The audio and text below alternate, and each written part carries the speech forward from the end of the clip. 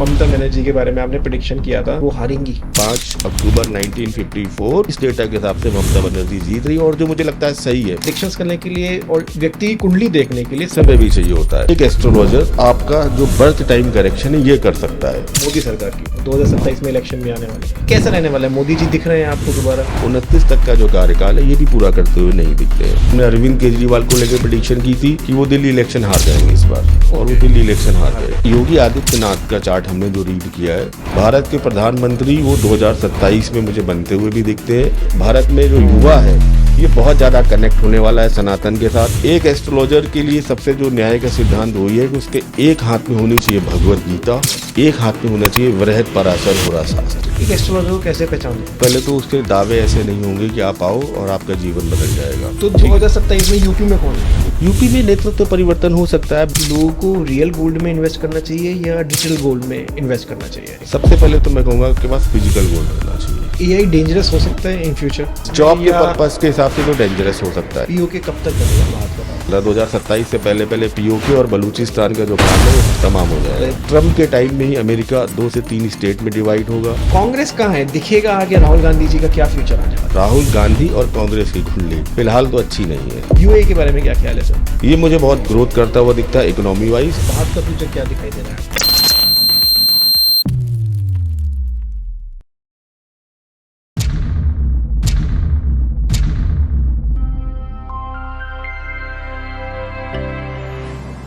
अंकित sir, बहुत बहुत स्वागत है पॉडकास्ट बाबा में। मेरी तरफ से भी आपको और आपके सभी दर्शकों को मेरा प्यार भरा नमस्कार।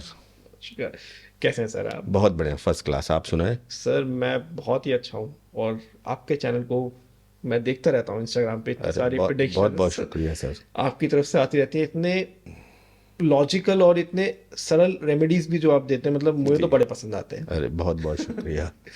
मैंने एक प्रेडिक्शन देखा था आपके चैनल जी। पे, जैसे ममता बनर्जी के बारे में आपने प्रेडिक्शन किया था जी। कि बंगाल इलेक्शन आ रहे हैं, जैसे सब जी। लोग जानते हैं। जी, तो अभी भी आप उसी पे स्टिक हैं कि वो हारेंगी? देखिए बिल्कुल ठीक कह रहे हैं आप। हमने प्रेडिक्शन किया था कि ममता बनर्जी बंगाल में हारेंगी। अब किसी प्रेडिक्शन का आप बेस समझिए क्या होता है। जैसे कि मैं एस्ट्रोलॉजर और साइंटिफिक अप्रोच में आपके जी। पास एक डेटा होना चाहिए, उस डेटा के अकॉर्डिंग ही आप प्रेडिक्शन देंगे।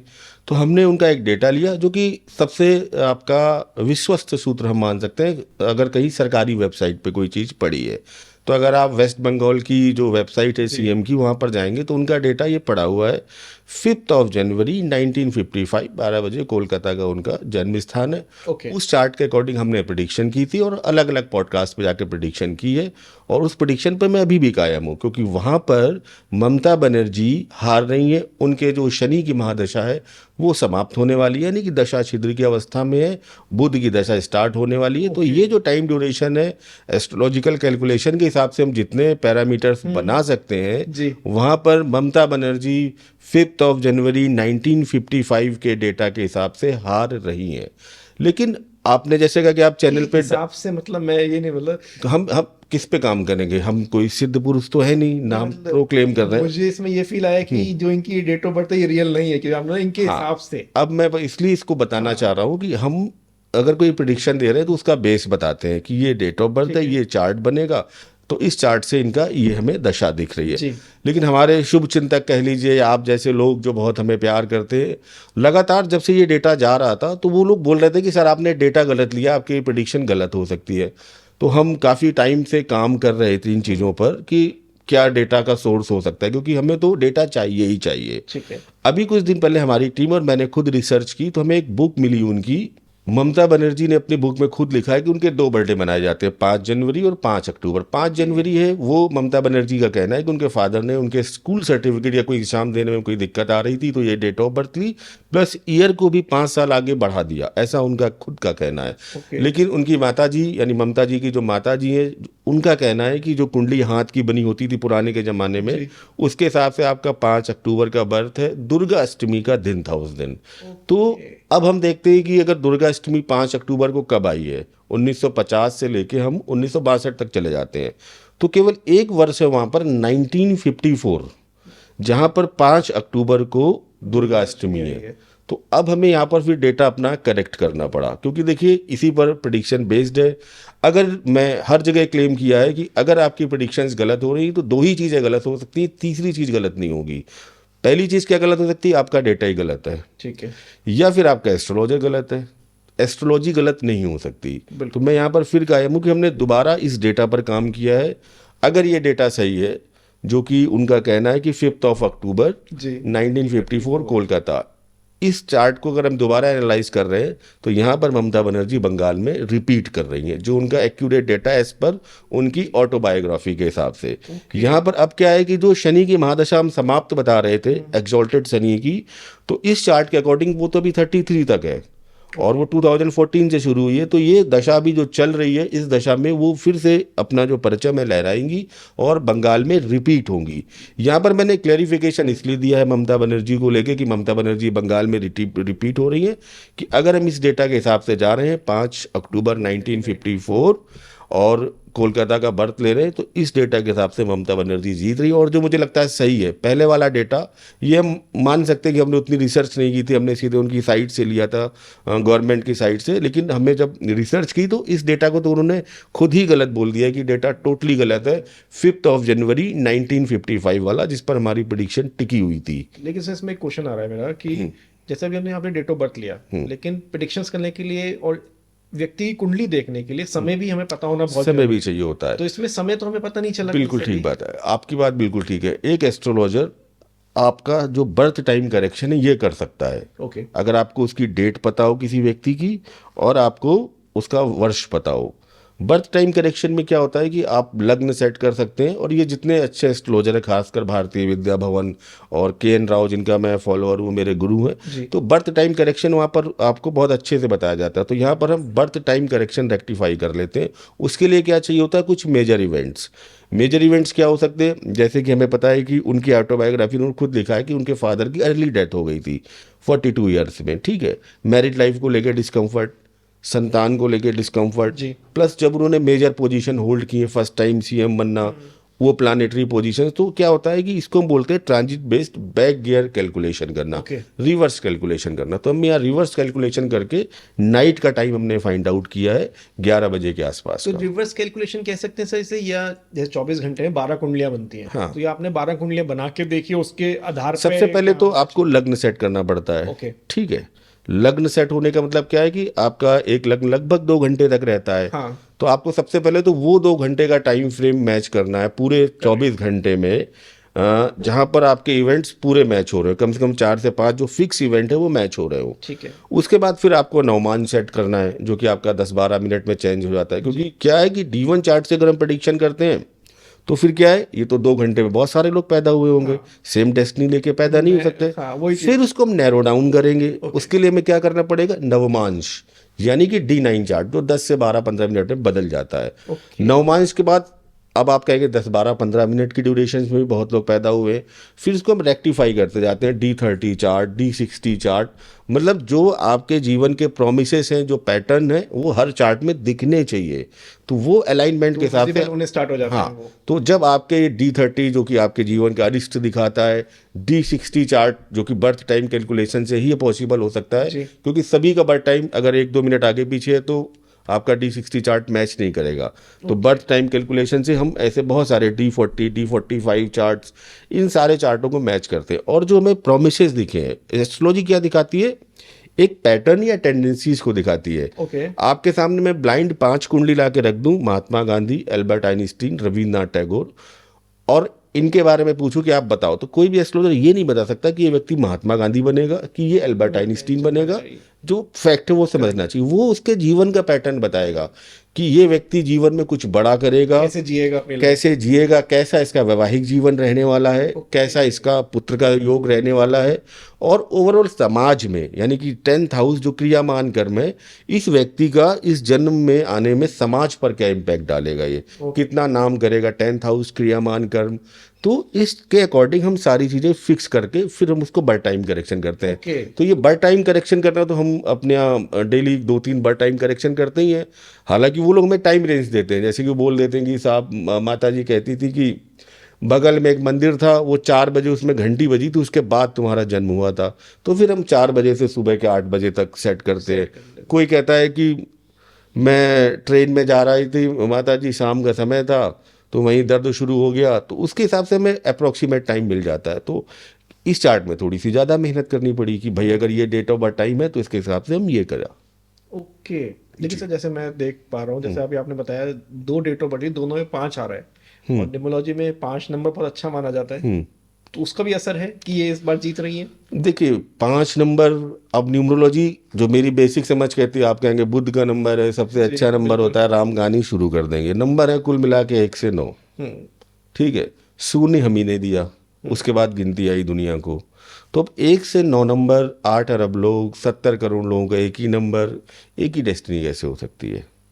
5 नंबर तो हो सकता है कि मेरे यहाँ जो चाय बनाता है नीचे ऑफिस के, उसका भी 5 नंबर, उसका मैं बहुत अच्छा बताऊं, उसकी और मुकेश अंबानी की डेट ऑफ बर्थ एक ही है। आपके चाय बनाने वाले की। हाँ, जो नीचे मेरे ऑफिस, मैं आपको मिलवा दूंगा। मैंने उससे बातों बातों में पूछा कब हुआ, तो उसने जो डेट ऑफ बर्थ बताई वही मुकेश अंबानी की डेट ऑफ बर्थ है। तो ये बड़ा सरप्राइजिंग। तो आप देखिए यहाँ पर क्या है कि आप एक 24 घंटे की विंडो ले रहे हैं, ठीक है। आप न्यूमरोलॉजी में क्या कर रहे हैं, 24 घंटे की विंडो ले रहे हैं। जी। जितने लोग आ रहे हैं आने दो, सबका एक ही है, आप वही लूसो ग्रेड। आपके पास बेस क्या है, वो डेट ऑफ बर्थ, ठीक है। आप तो लॉन्गिट्यूड और लैटिट्यूड भी नहीं मान रहे हो, आप बोल रहे हो चाहे वो कैलिफोर्निया में पैदा हुआ हो चाहे कानपुर में पैदा हुआ हो, एक ही बात है। हमारी एस्ट्रोलॉजी कहती है कि अगर कोई बच्चा कानपुर में पैदा हुआ है और कोई बच्चा बेंगलोर में पैदा हुआ है, सेम टाइम में उनके डिविजनल चार्ट चेंज हो जाएंगे, डेस्टिनी चेंज हो जाएगी। तो यहाँ तो लॉन्गिट्यूड का भी फर्क पड़ रहा है और आपको सेकंड्स तक आपको डेस्टिनी के समीप पहुंचाया जा रहा है। लोकेशन वाइज अगर हम कुंडली बना रहे हैं, हाँ। तो कोई एक व्यक्ति, जैसे अभी आपने कहा, जैसे अंबानी जी का ले लेते हैं, एक कोई यहाँ ग्रेटर नोएडा में पैदा हुआ है, एक मुंबई में पैदा हुआ जी। है, तो इनके लैटिट्यूड में कितना डिफरेंस आ जाता है, मतलब इनके डिविजनल चार्ट बदल जाएंगे बहुत ज्यादा। और डिविजनल चार्ट के बिना कुंडली देखना लगभग वही है कि एक आंख से किसी चीज को देखना। ओके। मैं राव सर का फॉलोअर हूँ और राव सर कहते थे कि कुंडली को कभी भी लग्न कुंडली से नहीं देखना चाहिए, सिंपल प्रॉमिस पैटर्न दिखाती है। अब वहीं पर लॉजिकल बात है कि आप भी कहोगे कि भाई 2 घंटे में तो इतने लोग पैदा हो रहे हैं, तो सेम तो नहीं हो सकती चीज़ें, तो सेम नहीं होगी। तो उसके लिए आपको नवमांश देखना चाहिए, डिविजनल चार्ट देखना, अब संतान को देखना है, माइक्रो एनालिसिस करना है। D7 देखिए, D30 इसलिए जीवन में देखा जाता है कि इस जीवन में आपको कष्ट कहाँ से आ रहा है, भाई से कष्ट आ रहा है, पत्नी से कष्ट आ रहा है, संतान कष्ट बनेगी, आपका खुद का शरीर कष्ट बनेगा, इस जीवन का अरिष्ट क्या है। मतलब D30 देख के आपको रेमेडीज करनी चाहिए। रेमेडीज़ का मैं ये कहूँगा कि रेमेडीज़ तो एक ही है, नारायण की सेवा। अगर आपने नारायण को पा लिया, नारायण की सेवा कर ली, तो फिर आपको, और मेरा तो एक ही है, और मेरा नहीं तो राव सर का है, के.एन. राव सर का, जो व्यक्ति विष्णु सहस्त्र नाम कर रहा है, ये अल्टीमेट रेमेडी है। आप विश्वास करो, विष्णु सहस्त्र नाम करके आप उन पर विश्वास करो, आपकी धैर्य की परीक्षा जरूर लेंगे लेकिन रिजल्ट आपको जरूर आएगा। मेरे पास कुछ नहीं तो हजारों कॉल्स में आके कन्फर्मेशन मिला है कि मुझे केवल, उन्होंने कोई कंसल्टेशन मुझसे नहीं ली, केवल ये रील सुनी है, उसके बाद थैंक यू करने के लिए फ़ोन क्या बोला। रूल्स रहते हैं, मतलब अगर किसी की लाइफ में सिचुएशन ले लेते हैं, किसी की लाइफ में भाई सब कुछ है, पैसा बहुत है, हर चीज है, लेकिन शांति नहीं है, और मन की शांति से बड़ा धन कुछ नहीं होता, तो वो क्या करे? और जैसा आप बता रहे हैं पाठ करे, तो क्या क्या चीजों का ध्यान रख के पाठ करना चाहिए? देखिए मैं बहुत लॉजिकल चीज़ जी। बताता हूँ। पाठ पूजा इनके लिए बहुत ज़्यादा आपको नियम कायदों में बंधना नहीं चाहिए। जब आप बहुत ज़्यादा नियम कायदों में बनते हैं तो आपकी जो भक्ति है जी। वो रिस्ट्रिक्टेड हो जाती है। अब मैं बोलूँ कि आपको सुबह 6 से 8 करना है, हम्म आपको पीले वस्त्र पहन के करना है, आपको ये रुद्राक्ष की माला पहन के करना है, और आपको बिल्कुल खाली पेट करना है, तो आप कहोगे यार ये तो बड़ा कठिन है। पहले और पीछे हट आप, जाओगे। हम क्या है कि हम 2 तरीके के ईश्वर मान रहे हैं। एक वो जिनको हमने बना लिया है, वो बहुत लालची हैं, वो कहते हैं पीले कपड़े भी पहनो, बृहस्पतिवार को मुझे तुलसी की माला और भोग चढ़ाओ, शुक्रवार को खीर दो। तो ये तो भगवान नहीं है। और जो भगवान जिन्होंने हमें बनाया है वो निराकार है और उनको इन चीज़ों की आवश्यकता नहीं, वो भाव के भूखे, उन्हें हमारी तरह के ये जो फिजिकल मटेरियल वाली चीज़ें हैं बिल्कुल पसंद नहीं है। अब वो आपकी भाव भक्ति देखते हैं। गौतम बुद्ध कौन सा वहाँ पर 56 भोग लेके गए थे पीपल के पेड़ के नीचे, कि उन्होंने पूरे 56 भोग लगा दिए थे और गेरुए वस्त्र पहन लिए थे। उस व्यक्ति ने तो अपने शरीर का डिस्कनेक्शन कर दिया था। जब आत्मा का परमात्मा से कनेक्शन जुड़ जाए और जब आपको अपने होने की शरीर की अनुभूति ना हो, ये बेस्ट स्टेज है। और इसके लिए आपको जहाँ पर जगह मिले, आपको लगता है आप अपनी कार में बैठ के स्टेज में कर सकते हैं, आपको लगता है अपने ऑफिस में, आपको लगता है अपने मंदिर में, आप बस जुड़िए, ईश्वर के साथ जुड़ना और भाव यही इंपॉर्टेंट है। तो आप सच्चे मन से अगर विष्णु सहस्त्र नाम का पाठ कर रहे हैं, मंत्रहीनम क्रियाहीनम, उच्चारण दोष, भोग लगाने के लिए कुछ नहीं है, समय नहीं है, जैसे आपको ठीक लगे वैसे करो। मेन बस ये है कि जब आप वो कर रहे हो तो आपकी जो कनेक्टिविटी हो नारायण के साथ जुड़े हो।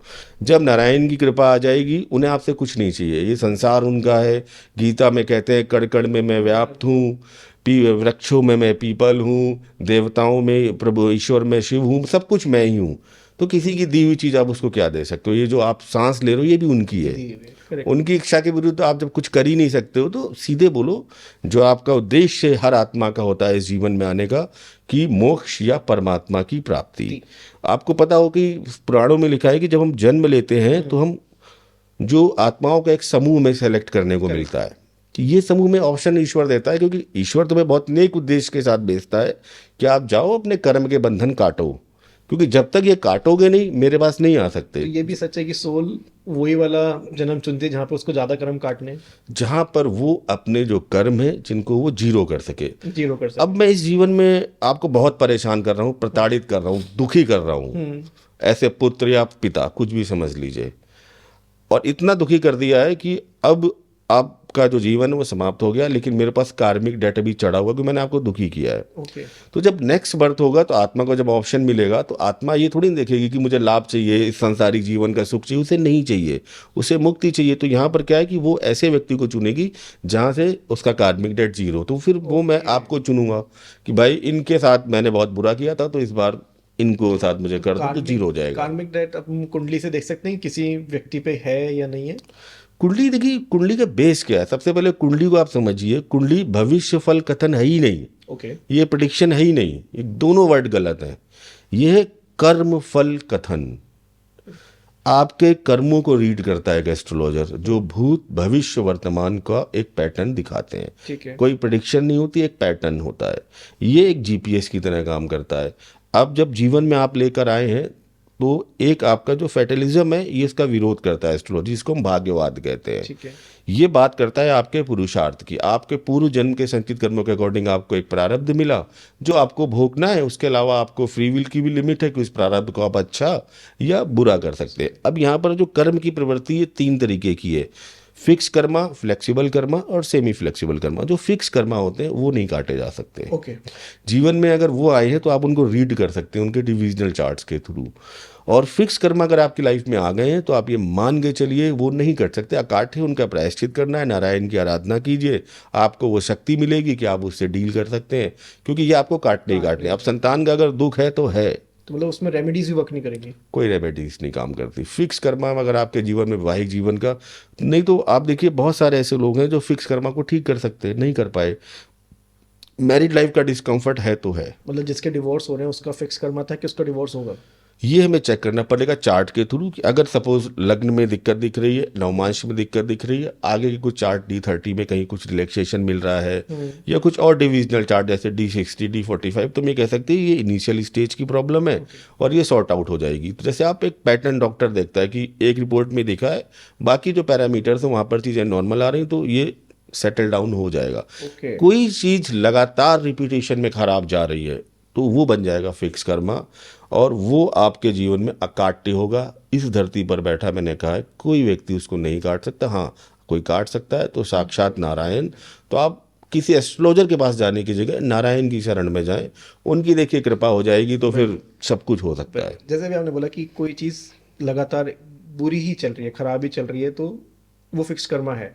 नहीं, अगर मैं बात करूँ मोदी सरकार की, सब चीज़ ठीक चल रही है, 2027 में इलेक्शन भी आने वाले, तो कैसा रहने वाला है? मोदी जी दिख रहे हैं आपको दोबारा? देखिए, मोदी जी के लिए हमारी प्रेडिक्शन सभी फिक्स है। कुछ चार्ट्स ऐसे हैं जो भारतीय विद्या भवन या केन राव सर के पास है। हमने अरविंद केजरीवाल को लेकर प्रेडिक्शन की थी, वो प्रेडिक्शन इसलिए एक्यूरेट है कि उनका date of birth, time of birth बिल्कुल ठीक है, क्योंकि उनकी वाइफ ने राव सर के साथ कंसल्ट किया था। प्रेडिक्शन किया था आपने उनका? कि वो दिल्ली इलेक्शन हार जाएंगे इस बार, और वो दिल्ली इलेक्शन हार गए। ठीक है, जबकि कोई मानने को तैयार नहीं था उस टाइम।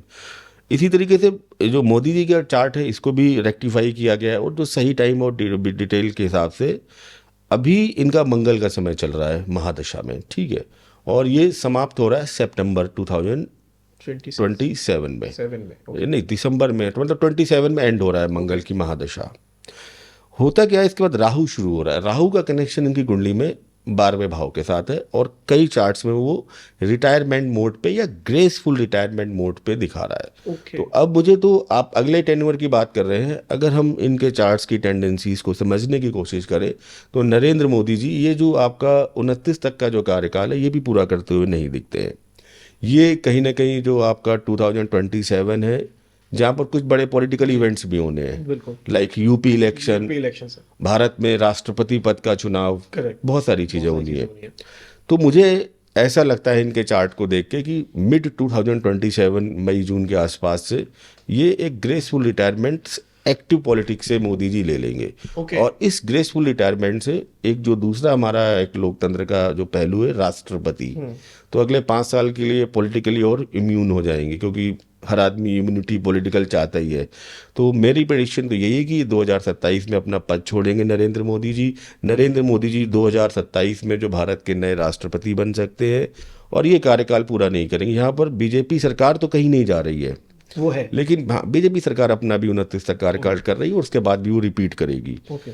यहाँ पर नेतृत्व परिवर्तन होगा और मोदी जी का थोड़ा सा अंतर्कलह, विरोध, या जो अभी आप देखिए लगातार जो स्थितियां चल रही हैं देश में, तो कहीं ना कहीं मोदी जी बैक फ्रंट पे आ रहे हैं। जैसे यूजीसी जैसा आपने मामला देखा, किसान बिल आपने लास्ट टाइम देखा था।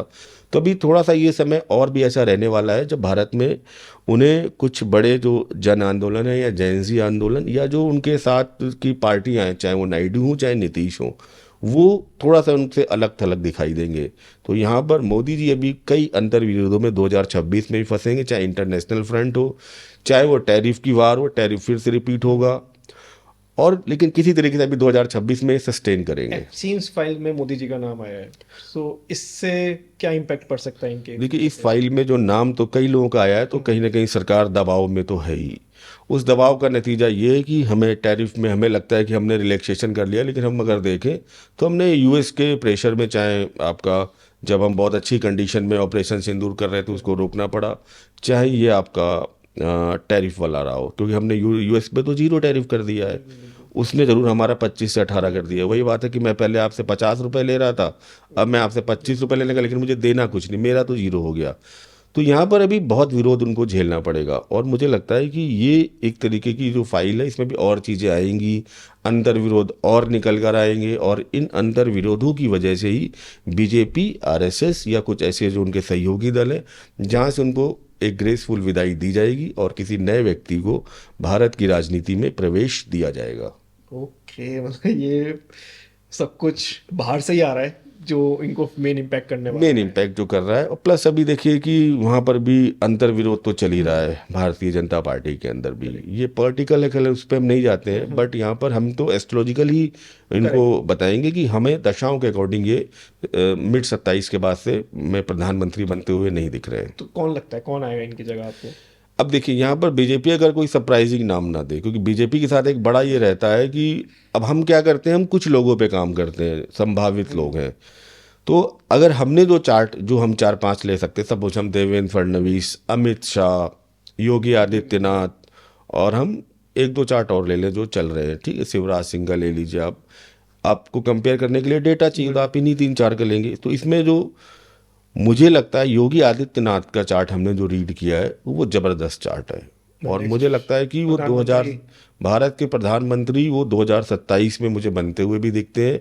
केंद्र की राजनीति में हो सकता है कि वो जल्दी आ जाएं आने वाले समय में। 27 मिड के बाद से या 27 से आप मान लीजिए ये योगीमय होने वाला है। और यहाँ पर राव सर ने भी प्रेडिक्शन कर रखी कि भारत का जो हिंदुत्व सनातन है अपनी एक्सट्रीम पोजीशन पे जाएगा। तो हिंदुत्व सनातन भी अच्छी पोजीशन पे जाएगा। शुक्र की महादशा चल रही है, सिंह लगन की कुंडली है, शुक्र 10th लॉर्ड है, और शुक्र की महादशा भी 2044 तक है उनकी। उसके बाद सूर्य की महादशा आ जाएगी। तो मुझे तो ऐसा लगता है कि 27 में बनने के बाद अगले 20-25 साल जो समय होने वाला है योगीमय होने वाला है। एक मेरी प्रेडिक्शन भी है कि शायद ये नेहरू जी का तो रिकॉर्ड शायद मोदी जी तोड़ दे, जो भी टाइम ड्यूरेशन हो, बट सबसे ज़्यादा लंबे समय तक प्रधानमंत्री रहने का जो रिकॉर्ड जाएगा इनके चार्ट के अकॉर्डिंग वो योगी आदित्यनाथ, जो इस भारतवर्ष के अब तक के सबसे लंबे समय तक प्रधानमंत्री बनने वाले व्यक्ति होंगे। इस समय सनातन अपनी पीक पर होगा, अयोध्या हो चुका है, झांकी है, मथुरा और काशी बाकी है। तो सनातन अपनी एक्सट्रीम पोजीशन पे होगा। और देखिए, मैं आप देख भी रहे हो, आप यूथ देखिए, लोग प्रेमानंद से अट्रैक्ट हो रहे हैं। आजकल का यूथ आप देखो, बहुत विराट कोहली, अनुष्का शर्मा, सब बी प्राक, आप देखो ये यूथ कहाँ से आ रहा है, क्योंकि अब भारत में पुनर्जागरण का समय आ रहा है, भारत में अध्यात्म सनातन का समय आ रहा है। यूथ कनेक्ट कर रहा है प्रेमानंद के साथ। अब उसको वो लॉजिकल वो नहीं चाहिए कि वो 11 बार तुलसी की माला चढ़ो, ये करो। वो कहते हैं जप नाम करो जब टाइम मिले। बस यूथ को क्या चाहिए, आप उसे कनेक्ट करो सनातन के साथ, वो तैयार है, क्योंकि वो अपनी इतनी स्ट्रेस भरी लाइफ में उसे सबसे बेस्ट वे मिलता है। तो प्रेमानंद जी क्यों अट्रैक्ट करें? प्रेमानंद जी ताम झाम नहीं बताते लोगों को, वो सीधी सिंपल बात बोलते, कहते हैं आपका पति ऑफिस जाने के लिए खड़ा है और आप कर रहे हो लड्डू गोपाल की सेवा, वो गलत है। पहले जो पति जा रहा है उसकी आप टिफिन लगाओ, खाना दो। तो आजकल का यूथ है वो लॉजिकल है, उसको आप ये नहीं कह सकते कि आप ये माला पहन लो, ये जेम्स पहन लो। उसको सीधी सिंपल बात चाहिए, तो जो आपको कर्म के साथ भी जोड़े और धर्म के साथ भी जोड़े। तो अब जो समय है, इसीलिए विराट कोहली, अनुष्का शर्मा, ये सारे लोग देखिए सनातन की तरफ अट्रैक्ट हो रहे हैं। ये समय मेरे हिसाब से चल चुका है राम मंदिर के बाद से, कि भारत में आध्यात्मिक पुनर्जागरण का समय है। भारत में जो युवा है ये बहुत ज़्यादा कनेक्ट होने वाला है सनातन के साथ, हिंदुत्व के साथ। और पूरा जो भारत का जो भविष्य है सनातन के मामले में बहुत स्वर्णिम है और बहुत बेहतर है। और जो हम कहते हैं विश्वगुरु तो नहीं, मैं कहूँगा जो ज्ञान की जो खोज है, या जो सोने की चिड़िया की जगह हम कहें भारत ज्ञान की चिड़िया था, तो जो नॉलेज बर्ड है भारत फिर से इस्टेब्लिश होगा कि पश्चिम पूर्व की तरफ फिर देखेगा और फिर यहाँ से कुछ सीखेगा। क्योंकि जब इन यूरोपियंस को ढंग से कपड़े पहनने भी नहीं आते थे, कबीलाई वातावरण में रहते थे, तब हमारे यहाँ 6 दर्शन चल रहे थे, न्याय और आपका सांख्य, मतलब 6 स्कूल ऑफ फिलोसफी चल रहे थे। जे डॉल्टन बाद में बताता है एटम क्या होता है, महर्षि कड़ात पहले बोल देते हैं एटम क्या है, ठीक है, उसको कॉपी मार देता है। न्यूटन बाद में बताता है ग्रेविटी क्या होता है। 13वीं सेंचुरी में भास्कराचार्य अपनी बेटी को बताते हैं कि अगर किसी चीज़ को ऊपर फेंका जाता है तो पृथ्वी के अंदर एक स्ट्रेंथ होती है जिसको गुरुत्व कहते हैं, जिससे वो खींचती है। बाद में उसको कॉपी कर लेता है। भगवान कृष्ण गीता में कह के जाते हैं नैनन छिदंती शस्त्राणी नैनन दहति पावका आत्मा अजर है अमर है, एक रूप से दूसरे रूप में ट्रांसफर हो रही है। बाद में उसी को एक साइंटिस्ट कॉपी कर लेता है, एनर्जी कंजर्वेशन लॉ बता देता है कि एनर्जी को ना प्रोड्यूस किया जा सकता है ना डिस्ट्रॉय किया जा सकता है, ये एक रूप से काइनेटिक से स्टैटिक, स्टैटिक से काइनेटिक में मूव कर रही है। तो यही तो 5000 साल पहले वही कहेगा कि ये जो सोल है, ये एनर्जी है, ये ट्रांसफॉर्मेशन हुई, ना मैं इसको पैदा कर रहा हूँ ना मैं मार रहा हूँ, आत्मा अजर है अमर है, केवल नए वस्त्र धारण कर रही है, यानी फॉर्म बदल रही है अपनी। आज मैं अंकित अग्निहोत्री हूँ, कल हो सकता है मैं अनमोल जैन हूँ, उसके बाद मैं अमिताभ बच्चन हूँ, कुछ भी हो सकता हूँ मैं। लेकिन जो सोल है, और एस्ट्रोलॉजी इसी पर बेस है, इस सोल पर काम करती है, आप पर काम नहीं करती है। ये सोल क्या लेकर आ रही है इस लाइफ में, जो कुंडली का 5th हाउस है, जो लेके आ रही है। हाँ, तो आप ऐसा जब पैदा हुए हैं तो कुछ चीजें तो आपके हाथ में नहीं है। आप लाख बुराइयां कर लो एस्ट्रोलॉजी की, तो आप मुझे बताओ कि आप ये फिक्स करके बता दो कि अगले जन्म में आपके माता पिता मुकेश अंबानी होंगे, पुरुषार्थ करना आप शुरू कर दो, नहीं कर पाओगे ना। आपके माता पिता कौन होंगे, आपको अपना फिजिकल शरीर कैसा मिलेगा, संतानें आपकी कैसी होंगी, अगर ये सब आप कुछ कर पाओ तो कर लो, नहीं कर पाओगे ना। आप एक लिमिटेड वे में ही जाके प्रारब्ध के साथ छेड़छाड़ कर सकते हो। 3P कॉन्सेप्ट काम करता है, मैं सीधे बोलता हूँ। पहला जो है वो प्रारब्ध है, जो आपको भोगने के लिए मिला है 33%। एक लाइफ का डिजाइन आपका पूरा सेट हो गया, जिसको हम GPS कहते हैं। ये पूरा रास्ता है कि आप दिल्ली में बैठे हैं, आपको राजीव चौक जाना है, ये आपका फिक्स कर दिया गया, ये रोड मैप ITO होते हुए ये आपको ऐसे जाना है, ये है प्रारब्ध। अब आया पुरुषार्थ की बारी, 2nd P। अब इस पुरुषार्थ के अंदर 2 चीज़ें हुई, मैं इस रूट से जाऊँगा ही नहीं, मैं घूम के जाऊँगा उधर ISBT से, वहाँ मुझे दूसरे काम है। तो यहाँ पर आप अपने प्रारब्ध को डिस्टर्ब कर रहे हो।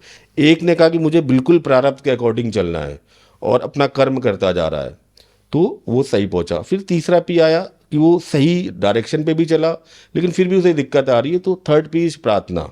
यानी जब तक ईश्वर की प्रार्थनाएं नहीं आई, अब वो कहीं जैम में फंस गया, तो प्रार्थनाओं के थ्रू या जो जीवन का जाम है उन प्रार्थनाओं के थ्रू जल्दी सॉर्ट आउट हो जाएगा, निकल गया, हर्डल्स चले जाएंगे। तो आप समझिए एस्ट्रोलॉजी क्या है। एस्ट्रोलॉजी मैं कह रहा हूँ कि फैटलिज्म को बिल्कुल नकारती है, भाग्यवाद को। अगर सब कुछ फिक्स होता तो फिर हम जन्म ही क्यों ले रहे हैं। आप एस्ट्रोलॉजर के पास जाओ, जैसे बच्चा पैदा हुआ जितने पैसे ले, 1 लाख 2 लाख 2.5 लाख दे दो, और से सारी डेट लिख लाओ कि 27 मार्च को शादी होगी, जब ये 25 साल का होगा, इस साल इसके बच्चा होगा, इस साल इसकी ये नौकरी लगेगी, ऐसे पढ़ाई पड़ेगा। तो फिर कर्म सिद्धांत, फिर आपने किया क्या? सही बात। तो यहाँ पर आप एस्ट्रोलॉजर के पास जाओ, अपने जीवन का, मेरे पास जो आते हैं, हम जो डीप डाइव सेशन करते हैं, हमारे यहाँ ऐसा कोई आता ही नहीं ना, हम इंटरटेन करते हैं ओके कि जो कोई शॉर्टकट पूछने आया कि कोई रेमेडी बता दो। कई फ़ोन आते हैं कि सर से पूछो कि मुझे, मैं कंसल्टेशन ले लूँगा, मुझे ऐसी रेमेडी बताए कि 6 महीने के अंदर मेरा काम हो जाए। तुरंत मना किया जाता है। ऐसी कोई रेमेडी ना बनी ना बन सकती है। कर्म पे डिपेंड है आपके। ये आपके कर्म पर डिपेंड है। अब आप अपना मुझे चार्ट दिखा के जा रहे हो और मैं बोल रहा हूँ कि यहाँ पर जो दशाएं हैं 10th हाउस में अच्छी चल रही हैं, अच्छा शुभ गोचर है, D10 चार्ट में भी अच्छा प्रभाव है और कुल मिला के जो माहौल अनुकूल है आपके, जी। तो इस समय आपके द्वारा किया गया प्रयास मैक्सिमम रिजल्ट आपको दे सकता है। तो उसको एक रास्ता मिल गया कि रास्ता भी क्लियर है, आप कोई हर्डल्स नहीं, मैं अपना प्रयास करना शुरू कर दूँ। इस चीज से जितना मैं समझ पा रहा हूँ, अगर हमें कोई बड़ा डिसीजन लेना है, मतलब कोई अगर एक एग्जांपल लेना है, किसी को जॉब छोड़नी है, तो वो एस्ट्रोलॉजर के पास जा सकता है कि ये सही समय है मेरा जॉब बिल्कुल छोड़ने ठीक बात का है। या नहीं है। हाँ, आपको जॉब छोड़नी है, ये सही समय है कि इसके बाद का जो दिख रहा है वो समय कैसा है, कैसा है। आउटकम दशाएं कैसी। अगर आउटकम दशाएं और डिफिकल्ट है तो बोला जाएगा। और मैं बोलता हूँ कि आप अभी ये बिल्कुल प्लान छोड़ दो, यहीं पर 6 रुको महीने रुको अभी। और यहाँ पर एकदम हेड डाउन करके काम करो। यहाँ पर अभी आपको बहुत दिक्कतें आएंगी, हो सकता है कि आपका बार बार मन करे नौकरी छोड़ दो, लेकिन मैं कह रहा हूँ आपने अगर यहाँ नौकरी छोड़ी तो अगले 6 महीने भी आप खाली हो। एटलीस्ट आपके पैसा तो आ रहा है। हाँ, चाहे आप तो डिप्रेशन में हो थोड़ा, डिप्रेशन, एंजाइटी लेकिन वो झेल लो कि पैसा आ रहा है आपके पास। तो एस्ट्रोलॉजी इसी पैटर्न टेंडेंसीज को बताने की एक कला है। यहाँ पर मैं बिल्कुल इस चीज़ का विरोध करता हूँ। अगर आज मैं लाया नहीं हूँ, मैं आपको एक चीज़ बताऊँ, एक एस्ट्रोलॉजर के लिए सबसे जो न्याय का सिद्धांत वही है कि उसके एक हाथ में होनी चाहिए भगवत गीता, एक हाथ में होना चाहिए वृहद पराशर होरा शास्त्र, जो क्लासिकल एस्ट्रोलॉजी, जो कर्म सिद्धांत, इन दोनों को मिला दीजिए, वही प्रिडिक्शंस आपकी सही होंगी। जब ये गीता क्या है, ये बता रही है आपको कि जो कर्म है वो कैसे काम करते हैं, कैसे काटे जा सकते हैं। दूसरी जो एस्ट्रोलॉजी है वो उन कर्मों को आइडेंटिफाई कर रही है। तो बेस तो भगवत गीता है ना, कि आप पर जो कर्म आ रहे हैं वो क्यों आ रहे हैं। अब भगवत गीता में आप भीष्म का एग्जाम्पल ले लीजिए, कृष्ण ने पूछते हैं इतनी पीड़ा क्यों, 100 जन्म तक तो मुझे याद है मैंने कुछ नहीं किया था ऐसा गलत काम। कहते नहीं, 106वें जन्म में तुम जा रहे थे ना, तुमने बाढ़ की नोक से एक सांप को, सर्प को ऐसे उछाल के फेंक दिया था, तो वो झाड़ियों में लटका रहा, ये उसका परिणाम है। तो कर्म की गति काटे बिना कोई व्यक्ति ना मोक्ष को प्राप्त कर सकता है, ना इस संसार में सुखी है, ना उस संसार में। तो एस्ट्रोलॉजी बड़ी आपको गांधीवाद जो है ना, गांधीज्म, उसको फॉलो करती है कि जो कुछ घट रहा है ना, अगर आपको कोई एक तमाचा मार के जा रहा है, जाने दीजिए उसको, ये मानिए कि ये हमारा कर्म था, ये कर्मा था, आप पर आया है, और उसको ईश्वर के हवाले छोड़ दीजिए। किसी के साथ कार्मिक डेट में उलझिए मत। कोई परेशान कर रहा है तो उसको आपके अंदर स्वीकार्यता लाती है किसी चीज़ को लेके कि ये चीज़ घट रही है, इसका कारण है आपका जन्म लेना भी आपका कोई रैंडम घटना नहीं है। आपके साथ जो इवेंट्स हो रहे हैं या जो लोग मिल रहे हैं, ये कुछ भी रैंडम नहीं है। ये एक GPS है, ये एक रोड मैप है जो आपको मिला है आपके पूर्व जन्म के कर्मों के आधार पर। अगर पत्नी पीड़ा दे रही है तो मैनेज कीजिए उसको, ये पीड़ा आप देकर आ रहे रेमेडी हैं। से दूर नहीं होगी। क्या कर लेंगे आप रेमेडी, कर्म कभी काटे जा सकते हैं, रेमेडी है ना करो, लेकिन रेमेडी वो नहीं है ना, चमत्कारिक रेमेडी नहीं है। रेमेडी है करो आप माँ दुर्गा के मंत्र का जाप, विष्णु सहस्त्र नाम का पाठ, इन चीज़ों का करो तो हो सकता है कि जो कर्म की गति है वो थोड़ी सी आपकी बेटर हो जाए। मतलब मैं जानना चाहूँगा, किसी की मैरिड लाइफ में प्रॉब्लम चल रही है, हस्बैंड वाइफ को, उन्हें शांति चाहिए कि भाई हम अलग नहीं होना चाहते बट हमारी जो जर्नी है वो सही चले, तो वो क्या कर सकते हैं? देखिए, हम उसमें फिर वैदिक एस्ट्रोलॉजी बताते हैं। जैसे आपकी मैरिड लाइफ डिस्टर्ब है तो आप एक जो अगर कोई महिलाएं हैं तो उनके लिए दुर्गा सप्तशती का मंत्र है ओम कात्यायनी महामाया, इसकी चैंटिंग कीजिए। पुरुष है उनके लिए एक दूसरा मंत्र दुर्गा सप्तशती का, उसकी चैंटिंग कीजिए। ओके। तो उससे आपको रिलैक्सेशन मिल सकता है। ये रिलैक्सेशन वैसा ही होगा, मैं पहले बता दूं, कोई गलत दावा नहीं। जैसे कि बारिश होनी है ये तय है, तो कोई मौसम कैसे होगी वो डिपेंड होता है। कोई मौसम वैज्ञानिक बारिश नहीं रोक सकता, वो संभावनाएं तो बताता है। अब ये जो मंत्र है उस बारिश में बचने की चीज़ें, लाइक छाता, रेनकोट, बारिश होगी संबंधों में तनाव रहेगा, संबंधों में दिक्कत रहेगी, लेकिन यहाँ पर ये चीज़ें आपको प्रोटेक्ट करेंगी, बचाएंगी। ये आप अपने पुरुषार्थ से अर्न करेंगे। पूजा भी वही काम आएगी जो आप खुद करोगे। कोई पंडित आपके नाम से पूजा कर रहा है, 1 रुपए का फर्क नहीं आना आप पे। तो ऐसी कोई पूजा ना कीजिए, ना करवाइए जहाँ पर आपका इन्वॉल्वमेंट ना हो। ओके। तो संकल्प लिया जाता है सर पूजा करते हुए, तो वो कहीं भी कामयाब नहीं है मतलब? संकल्प लेके अगर आप पूजा में बैठे हैं पूरे मनोयोग से तब तो कामयाब है। ओके। संकल्प लेके आजकल पंडित जी भी कह देते हैं आप निकल लो बेटा, आप हमने कर लिया संकल्प, आप महामृत्युंजय 2.5 दिन का है, अब आप क्या करोगे बैठ के, आप जाओ ऑफिस। तो जब तुम्हारे पास इतना सामर्थ्य या समय नहीं है कि तुम ईश्वर को समय दे सको, तुमने बुलाया क्यों? मैं आपको अपने घर बुलाऊं, 10 मिनट बैठूं, काम वाली को बोलूं इनको चाय पानी नाश्ता सब संकल्प हो गया ना, मेरा हालचाल पूछ लिया, अब मैं निकल रहा हूँ, आप मजे लो 2.5 दिन मेरे यहाँ, मैं हुई नहीं, आपको कैसा लगेगा? तो ईश्वर तो लालची है ही नहीं, हम उसको बना रहे हैं कि 1.25 लाख पढ़ोगे तो मैं खुश होऊंगा। कहाँ लिखा है कि 1.25 लाख पढ़ने पर ही मैं खुश होऊंगा? या जिसने 1.25 लाख पढ़ लिए क्या उसके यहाँ महादेव प्रकट हो गए? ये भी बता दो। अगर ऐसा होता तो मैं भी कर लेता हूँ, 1.25 लाख महादेव को प्रकट कर दो। ये भावना की बात है। आप अगर 5 बार भी घर पे बैठ के पढ़ रहे हो महामृत्युंजय मंत्र, उस 1.25 लाख से ज़्यादा बेहतर है, क्योंकि उस पंडित में, उस ब्राह्मण में केवल एक ड्यूटी भावना होगी कि उसे 2.5 दिन में निपटाना है, जो पैसे लेके ख़त्म करना है। बहुत कॉन्ट्रोडिक्ट हो सकती है, मेरी बातें होती हैं, लेकिन मैं वही बात कहता हूँ जो मुझे स्वीकार्य होती है। कॉन्ट्रडिक्ट नहीं सर, मैं मतलब मुझे आंसर इतने सिंपल और इतने लॉजिकल आंसर्स मुझे बहुत कम मिलते हैं और मुझे इतने पसंद आ रहे हैं ना। मतलब हमने प्रिडिक्शन से स्टार्ट किया था, लेकिन हम इन चीज़ों के बारे में बात करें तो मुझे समझ आ रहा है कि हमने इंस्टाग्राम देख के, बाकी सब चीज़ें देख के एक इतनी चीज़ को एक हवा बना रखा है कि हम डर जाते हैं। बिल्कुल नहीं डरना आपको। देखिए, जो कर्म आ रहे हैं उनके लिए पुरुषार्थ कीजिए और प्रार्थना कीजिए। कर्म की प्रवृत्ति को आप नहीं बदल सकते हो, वो तो आपके लिए इसलिए आ रहे हैं कि वो आप करके आए हो। रैंडमली नहीं आ रहे हैं कि आज मेरी वाइफ ने मुझसे तलाक का अर्जी दे दी, रैंडमली नहीं आया, ये कष्ट मेरे जीवन में आया पास्ट लाइफ से। क्योंकि जो चार्ट है वो तो उसी टाइम फिक्स हो गए जिस टाइम आपने जन्म लिया। जन्म कुंडली क्या होती है? जन्म कुंडली ट्रांजिट। जैसे अभी कोई बच्चा पैदा हुआ तो उस टाइम को हम लॉक कर देते हैं, जो करंट प्लानिटरी पोजीशंस हैं डिग्री वाइज। अच्छा, आज अभी कोई बच्चा पैदा हो रहा है 1 बजे, तो 1 बजे जो करंट पोजीशन है वही लॉक हो गई जीवन भर उसके लिए। अब वो चाहे 27 साल का हो, चाहे 63 साल का हो, प्रेडिक्शन बेस तो वही लॉक जो सिस्टम है उसी से होगा।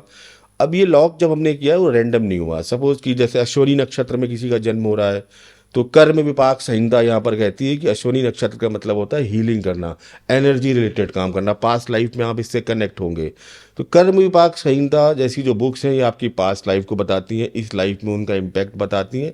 एस्ट्रोलॉजी इन सारी चीज़ों को मिला के डिटेल्ड में की जाती है। और देखिए, एस्ट्रोलॉजी का उद्देश्य ये नहीं है, बहुत मैं कहता हूँ कि आप इस शॉर्ट टेंडेंसीज के साथ मत आओ। एस्ट्रोलॉजी का उद्देश्य सबसे पहले आप अपने कर्म की गति को जानो एस्ट्रोलॉजर से, कि मैं क्या प्रारब्ध लेके आया हूँ।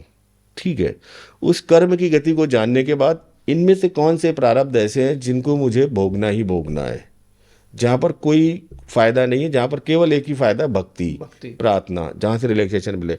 और कौन से ऐसे प्रारब्ध हैं जिन पर मैं ज़्यादा एनर्जी लगाऊंगा तो रिजल्ट ज़्यादा आएगा।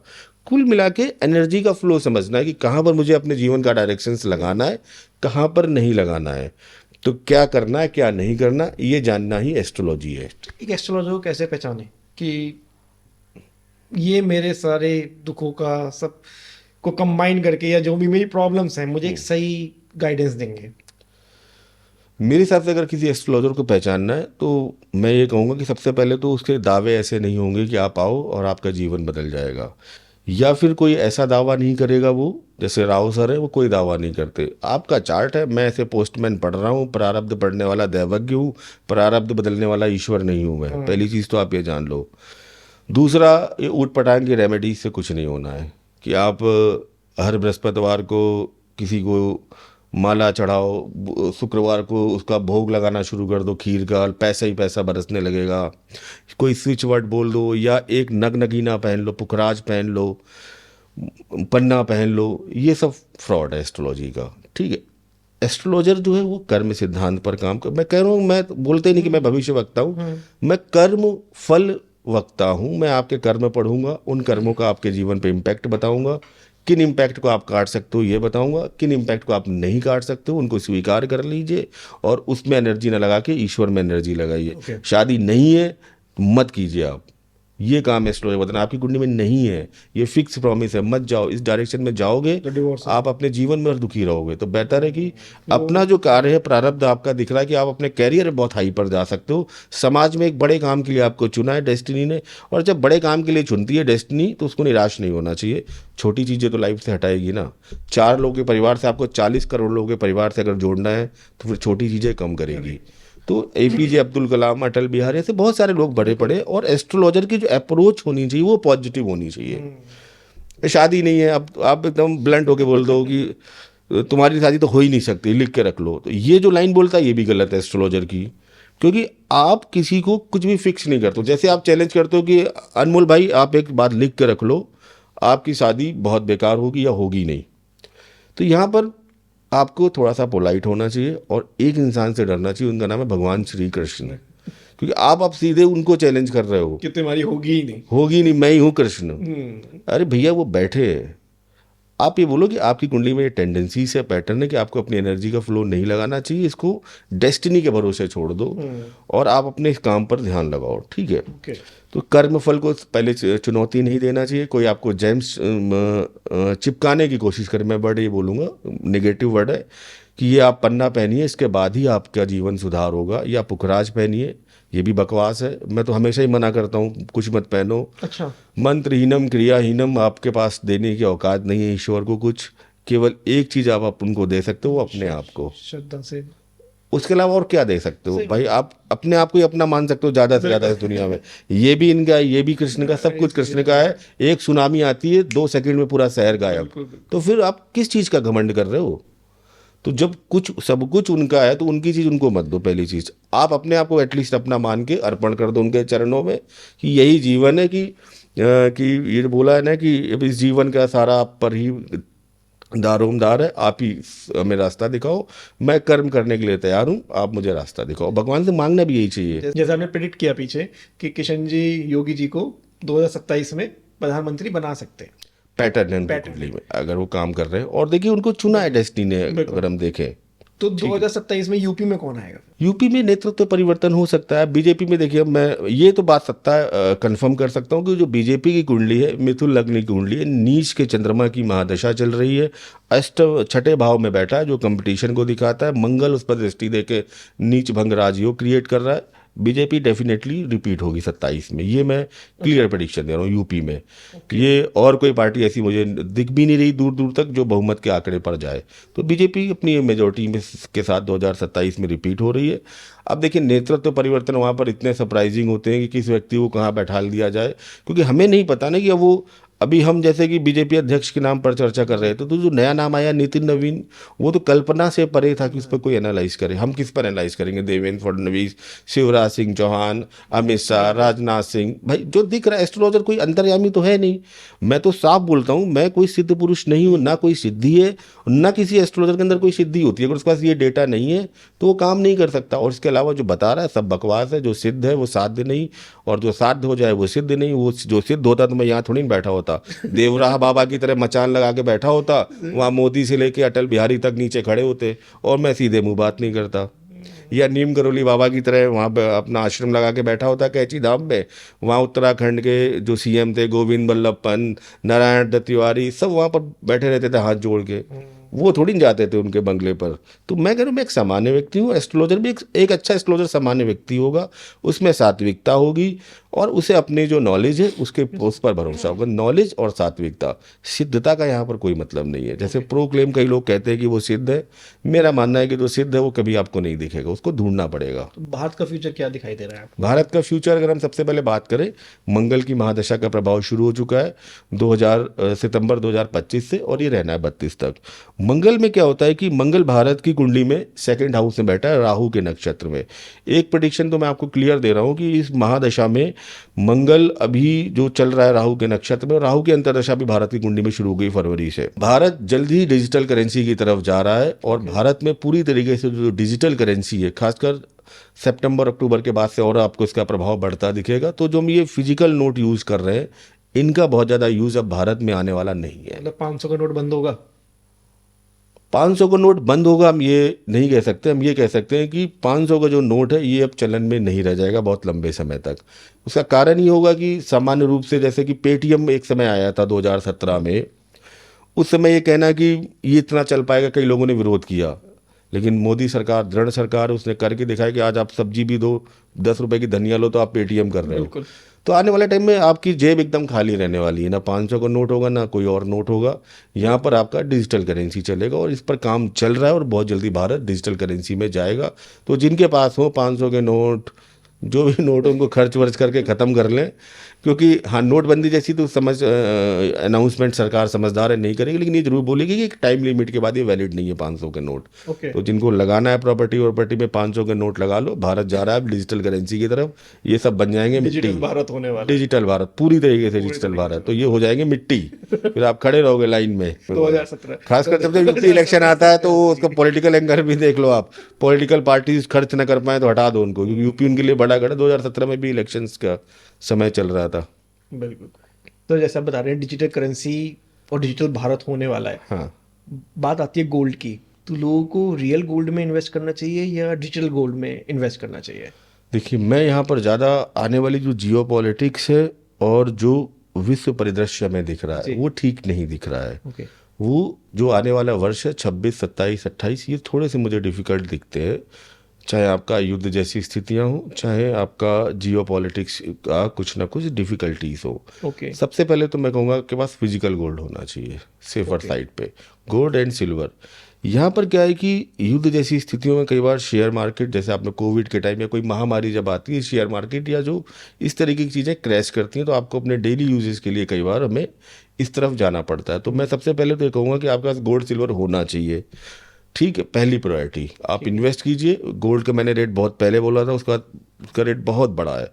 अभी भी कहूँगा ये जो चल रहा है ये टेम्परेरी है, जो डाउनफॉल चांदी में चल रहा है या जो गोल्ड में चल रहा है। अगर हम ये वर्ष देखें विक्रम संवत 2083, तो इस वर्ष के जो वर्षेश हैं वो गुरु हैं, और यहाँ पर जो प्रभाव है आने वाले समय में ये मुझे ठीक दिख रहा है। और गोल्ड के रेट 2026 एंड तक मुझे फिर से 2 लाख का मतलब आज हम बेंचमार्क। पॉडकास्ट कर रहे हैं 20 फरवरी आज है, तो गोल्ड अभी आज मेरे ख्याल से 160 या 155 के बीच में ही चल बड़े रहा है। आराम से 2 लाख कहीं नहीं गया कब तक? अभी, ये 26 तक, एंड से पहले दिसंबर तक मतलब? हाँ दिसंबर तक। ओके। चांदी अभी आपका काफ़ी क्रैश हुई है, क्योंकि देखिए ये एबनॉर्मल स्पीड से बढ़ी भी थी तो एबनॉर्मल स्पीड से गिरेगी भी, लेकिन फिर भी हम जो बेंचमार्क देखें कहाँ पर जाके स्टैंड करती है आने वाले समय में, तो 3.5-4 लाख का जो बेंचमार्क है मुझे 2026 में दिखता है ये दोबारा से टच करेगा। तो यहाँ पर जो इन्वेस्टमेंट है वो दोनों के लिए ठीक है, बेहतर है। एक अभी जो कमोडिटी वो बहुत अच्छा काम कर रही है खासकर 25 से, और वो है आपका कॉपर। अब मंगल की दशा प्रभाव का होता है, मंगल कॉपर जैसी धातुओं को दिखाता है, तो एक अच्छी कमोडिटी, और मुझे लगता है कॉपर पे भी किया गया जो इन्वेस्टमेंट है ये काफ़ी फ्रूटफुल रहने वाला है आपके लिए।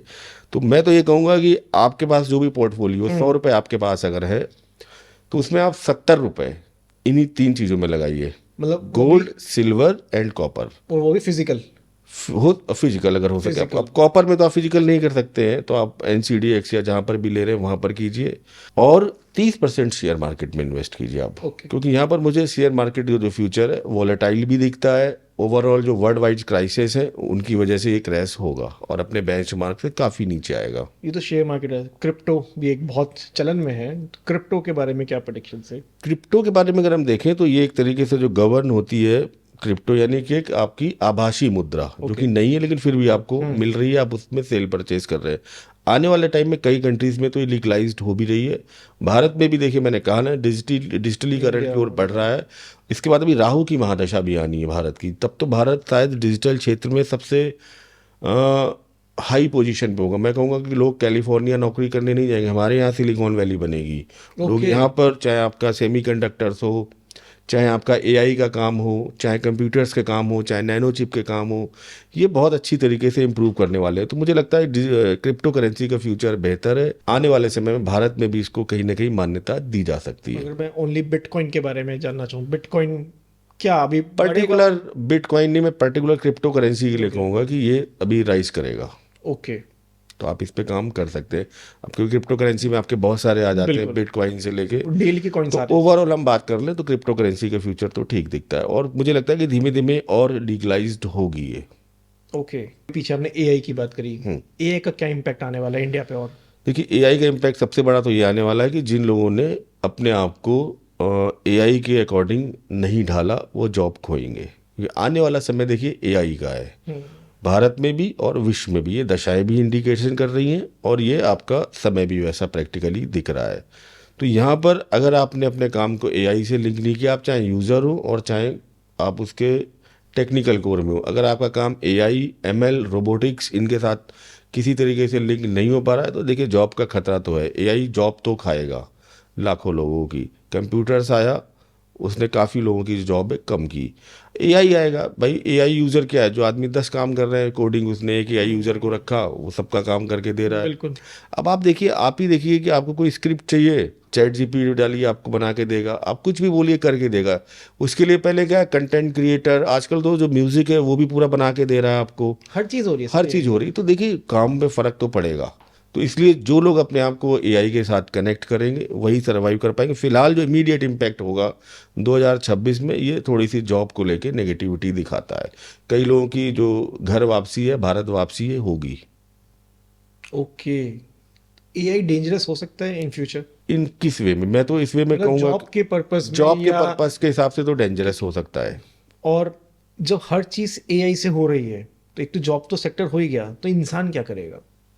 इंसान उस एआई को ऑपरेट करेगा। लेकिन सर AI तो खुद ही ऑपरेट हो रहा है ना आज के टाइम में, अपने आप को खुद ही चला सकता ये है। मुझे लगता है साइंस का सब्जेक्ट हो जाएगा। हम एस्ट्रोलॉजिकली करें तो मतलब ये एस्ट्रोलॉजिकली मैं ये एस्ट्रोलॉजिकली हाँ, करूंगा कि एआई का इम्पैक्ट बढ़ेगा, बढ़ेगा। रोबोटिक्स का इम्पैक्ट बढ़ेगा, रोबोट का इम्पैक्ट बढ़ेगा। राहु भी तो आ रहा है ना अभी, राहु तो इन्हीं चीज़ों को दिखाता है। जितने आपका इल्यूजन वर्ल्ड है, छलावा है, या आपका ये डिजिटल वर्ल्ड है, ये भी सब राहु ही है जो हम ये कर रहे सब हैं। राहु है।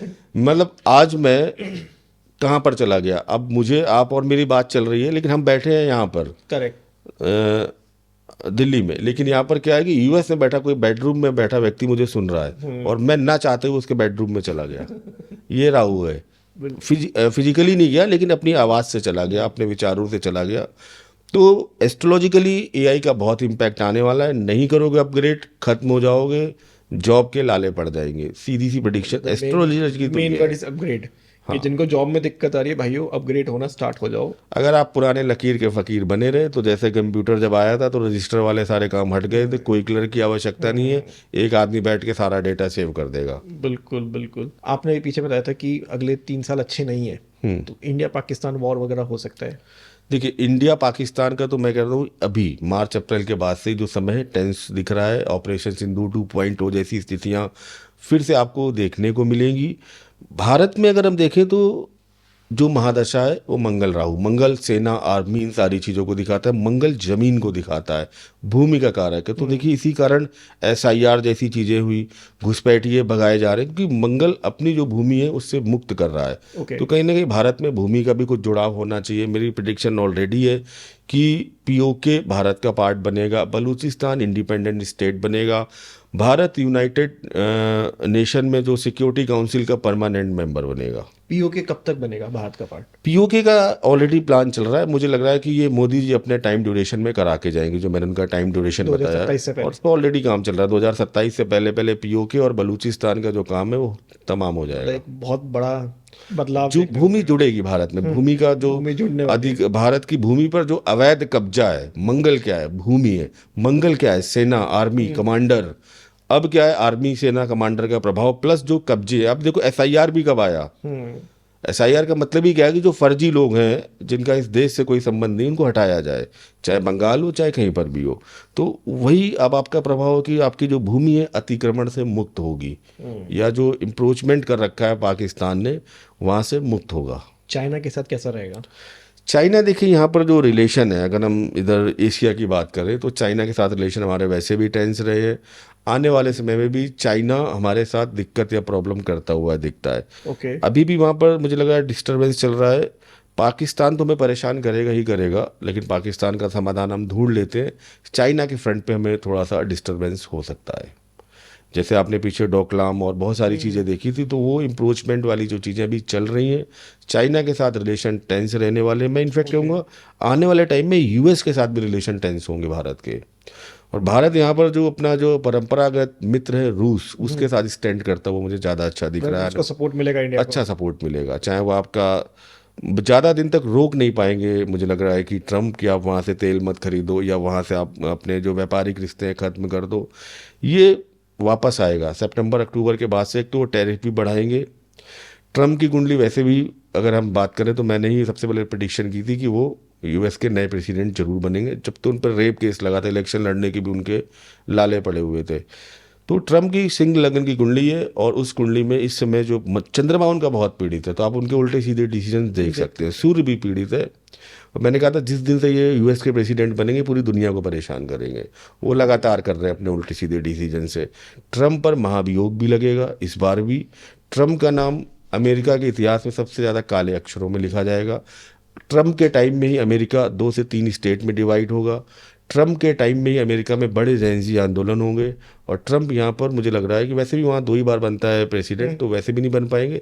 प्लस यहाँ पर जो ट्रम्प के लिए अब जो समय शुरू हो रहा है वो एकदम तैयार बैठे रहते हैं वॉर में कूदने के लिए। बस एक बार कोई बुला दे, इजराइल एक इशारा कर दे, वो तैयार बैठे हैं। मतलब तो उनको रोका जाता है कि आप नहीं जा सकते। तो जो वर्ल्ड वॉर के जो करता धरता बनेंगे इस बार डोनाल्ड ट्रम्प बनेंगे। लाखों लोगों की बद्दुआएं उनके साथ जुड़ेंगी और अमेरिका के अंदर भी बहुत ज़्यादा अंतर विरोध का सामना करेंगे। और अमेरिका का हमने कहा ही है कि वो लास्ट प्रेसिडेंट है यूनाइटेड स्टेट ऑफ अमेरिका, क्योंकि उसके बाद इन्हीं के टाइम ड्यूरेशन में जो यूनाइटेड का कैपिटल है वो इनसे हट जाएगा अमेरिका से। जैसे आपका पहले यूएसएसआर होता था, फिर वो कुछ स्टेट अलग हुई तो यूएसएसआर का यूनाइटेड का टाइटल छिट गया। तो यही सेम चीज़ यूएसए के साथ है और वहाँ पर अभी हम देखते रहते हैं, हमारे कई लोग बताते रहते हैं, वो विरोध चलता रहता है कि वो कोई एक स्टेट है, मुझे नाम नहीं आता, जो फ्रांस से उन्होंने लीज पे ली थी, वो कह रही कि लीज का टेन्योर खत्म हो चुका है, हमें इंडिपेंडेंट करो। ऐसे ही वहाँ 2-3 स्टेट हैं जो बिल्कुल उनके साथ जुड़ना ही नहीं चाहती। तो इन्हीं के टाइम में ये वो होगा। मतलब ट्रम्प को एक ग्रहण कह सकते हैं जो लगा हुआ है। उनकी कुंडली में ग्रहण है। अच्छा। सूर्य राहु केतु एक्सिस में है और मून भी इसी के साथ पीड़ित है। वर्ल्ड वॉर 3 कब तक हो सकता? देखिए, एक टर्म यूज होता है पद्म पुराण में, उसका रेफरेंस है रोहिणी सकट भेदन। ये जब आता है तब तब विश्व में तबाही होती है और आप 30-30 साल पीछे का डेटा देखते जाइए, चीज़ें हुई हैं, चाहे आपका इराक हो, सद्दाम हुसैन वाले टाइम हो। तो यहाँ पर वर्ल्ड वॉर के लिए जो सिचुएशंस हैं पूरी तरीके से मैच्योर हो चुकी हैं। ओके। 26 आपका जो समय है एक निर्णायक समय है यहाँ पर वर्ल्ड वॉर जैसी। लेकिन इस बार वर्ल्ड वॉर वैसी नहीं होगी जैसी आप समझ रहे हैं। इस बार वर्ल्ड वॉर का जो पैटर्न है वो थोड़ा बदला मिलेगा, क्योंकि मैंने कहा डिजिटलीकरण का है। आपका जो डेटा है वही आपकी करेंसी है। तो ये जो साइबर अटैक है, हमले हैं, या जो आपका मैन मेड वायरसेस हैं, इनके थ्रू ही एक कंट्री से दूसरी कंट्री पर अटैक किया जाएगा। इस तरीके की जो वर्ल्ड वॉर है, जैसे हमने देखा कि अभी भी भारत पाकिस्तान में भी ऐसी वर्ल्ड वॉर नहीं हुई कि आके उन्होंने कोई मिसाइलें डाल दी हों, ऐसा कोई बहुत कम करेगा, ना के बराबर चांसेस। ये डिजिटल वॉर होगी, ये साइबर वॉर होगी, वायरस वॉर होगी, जहाँ पर वायरस छोड़े जाएंगे, वायरस की तरह कोई इस तरीके के वायरस छोड़ के, और आपकी जो करेंसी है उसको खत्म किया जाएगा डुप्लीकेट करेंसी के थ्रू। कोरोना वायरस की तरह कोई और महामारी आ सकती है? बिल्कुल आ सकती है। मैं यही कह रहा हूँ कि जो वर्ल्ड वॉर का जो प्रारूप है वो इसी तरीके का है कि किसी देश को अगर डिस्ट्रॉय करना है तो उसकी इकोनॉमी खत्म कर दो, उसका डेटा कॉपी कर दो, उसके मेन सिस्टम हाईजैक, कोई भागड़ा नागल डैम को हाईजैक कर ले उसका सॉफ्टवेयर, या कोई पूरा आपका पावर सेक्टर का जो गवर्नमेंट में है उसको हैंगओवर कर ले, तो 1 मिनट में आपका पूरे का पूरा शट डाउन हो जाएगा देश में। कितनी चीज़ें रुक जाएंगी आपकी, आपका जो ट्रेन है वो सारी रुक जाएंगी 1 मिनट में, मतलब आपका पूरा देश ठहर जाएगा। अगर कोई 5 मिनट के लिए भी कर ले, तो मेन जो है ये डिजिटल वॉर है, ये वायरस वॉर है और ये आपकी करेंसी वॉर है।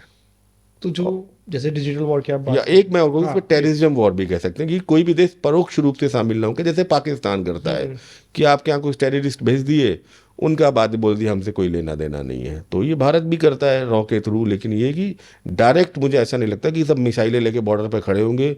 जो है आजकल बॉर्डर 2 आई है, एक दूसरे पे मशीन गन चला रहे, वो समय जा चुका है। पहला वर्ल्ड वॉर कैसे लड़ा गया था?